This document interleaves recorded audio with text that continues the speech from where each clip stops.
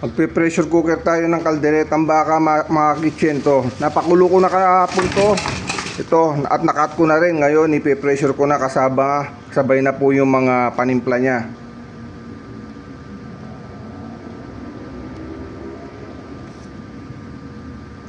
Po mga kitchen, yung baka, medyo nakita nyo na napalaga ko na kahapon yan.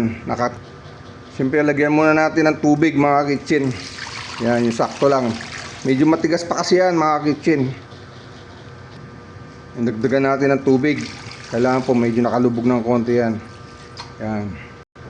Ito, lagyan natin ng tomato paste mga kitchen.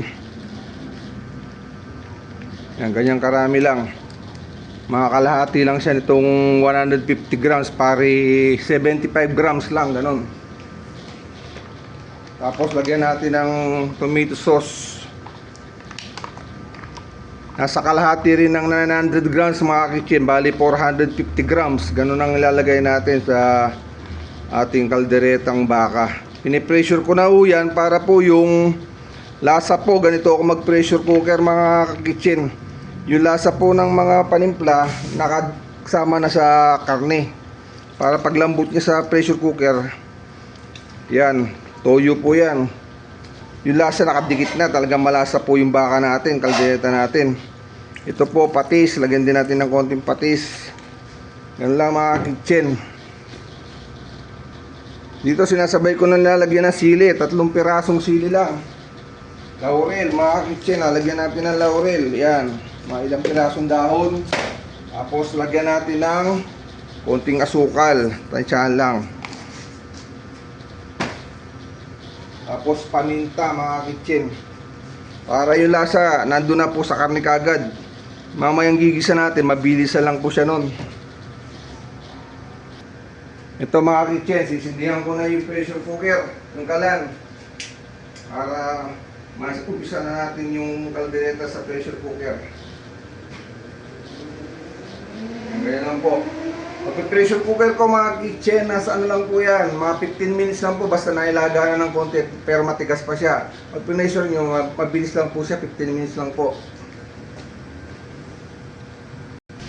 Magpipirito tayo ng tenga mga kitchen. Ito po, pinainit ko na yung mantika sa kawali. Pakawa.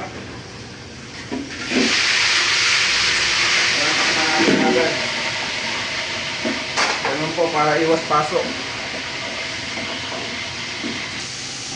Yan mga kitchen, tumutunog na yung pressure cooker natin.